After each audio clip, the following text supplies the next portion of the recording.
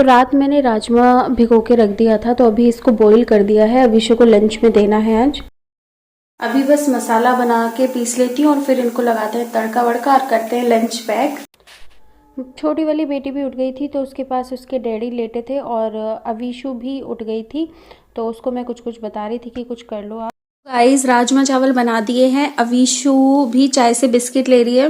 Actually आज जल्दी उठ गई ना, तो इसको थोड़ा सा भूख सी लग रही है। वैसे ये खा के कुछ नहीं जाती थी मतलब, लेकिन आज इसको भूख लगी तो मैंने बोला राजमा चावल खा लो। कह रही नहीं वो नहीं खाना, तो चाय में डिप करके एक दो बिस्किट और हम भी यहाँ पे अपनी पी लेते हैं चाय। और फिर बस थोड़ा सा पढ़ी है। पढ़ते तो कैसे हैं बच्चे, आपको सबको पता है जिनके बच्चे हैं, है ना। बार बार मैं आ रही थी देखने की बेटा ये कर लिया, बार बार सो जाती है।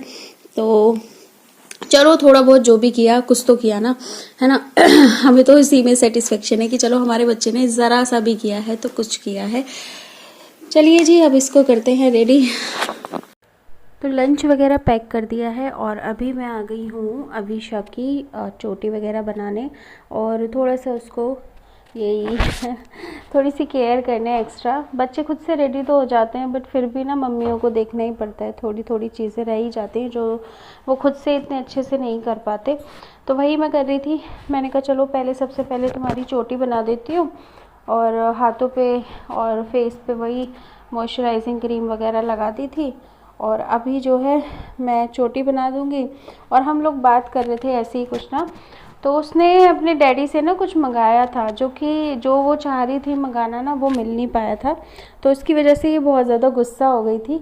लेकिन बाद में जो उसके डैडी लाई ना, इसको बहुत पसंद आई वो चीज़। तो मैं वही कह रही थी कि अविशा आपने ना मतलब बिना बात के ना गुस्सा कर दिया, गुस्सा हो गई मतलब ये। तो मैं कह रही थी कि आप ना अपने डैडी से सॉरी बोलना।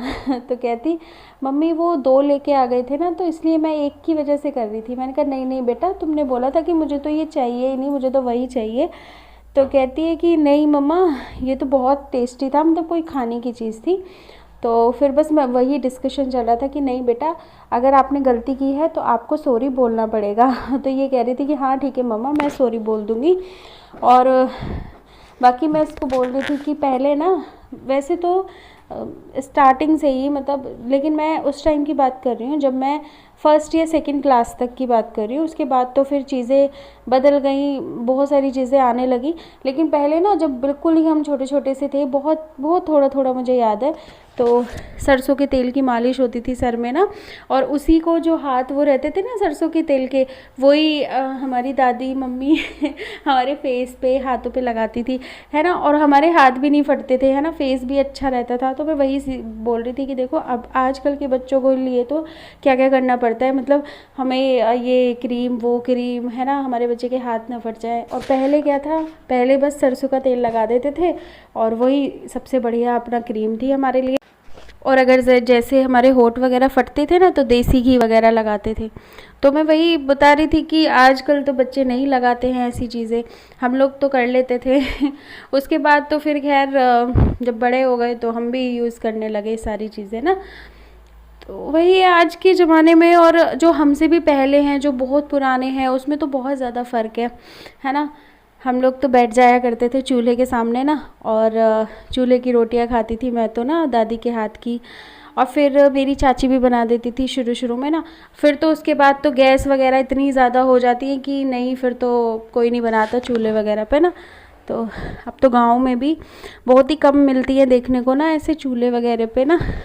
मेरा बहुत मन करता है लेकिन अब जगह नहीं होती। कहाँ मतलब बंद घर में कहाँ आप चूल्हा रखोगे, छत पे रखोगे तो बंदर इतने सारे होते हैं। वैसे मन तो मेरा बहुत करता है कि मतलब हफ्ते में या 15 दिन में ना एक बार चूल्हे पे खाना बनाने का ट्राई करूं। लेकिन वही है कि चीज़ें उतने संसाधन है नहीं, कहाँ से तो वो उपले आते हैं वो लेके आओ, है ना। बहुत सारी चीज़ें हो जाती हैं। गांव में तो ना इजीली अवेलेबल हो जाती हैं चीज़ें ना बहुत ज़्यादा, लेकिन यहाँ शहर में थोड़ा सा मुझे लगता है इन सब चीज़ों को थोड़ा सा कम होता है ना, तो चीज़ें भी इजीली बहुत कम मिल पाती हैं। तो चलो जी अब जैसा भी है माहौल के साथ तो खुद को ढालना ही पड़ता है। अभी तो खैर बहुत चीज़ें बदल गई हैं, बहुत चीज़ें ना, क्योंकि मैं गांव से बिलोंग करती हूँ ना, तो मेरी जो रूट्स हैं वो वही वाली हैं कि मतलब मुझे ना वो मॉडर्न चीज़ें मैं मतलब ठीक है मॉडर्न कपड़े पहन लिए, सब चीज़ें कर ली, लेकिन जो एक होता है ना अंदर से कि भाई है तो गाँव के ही ना। ये देखो गाइस, ये टकलू राम ना सो रहा ये ना डेली ऐसे ही करती है, देखो ये सो रही है। और पता है मुझे समझ नहीं आता, इसके हेयर्स ना बहुत कम है। मैंने मतलब कुछ बच्चों के देखे हैं बहुत ज़्यादा हेयर्स होते हैं जब वो होते हैं मतलब बोर्न, लेकिन मेरी बेटी के बहुत ज़्यादा कम है। देखना इसने कैप का क्या हाल बनाया है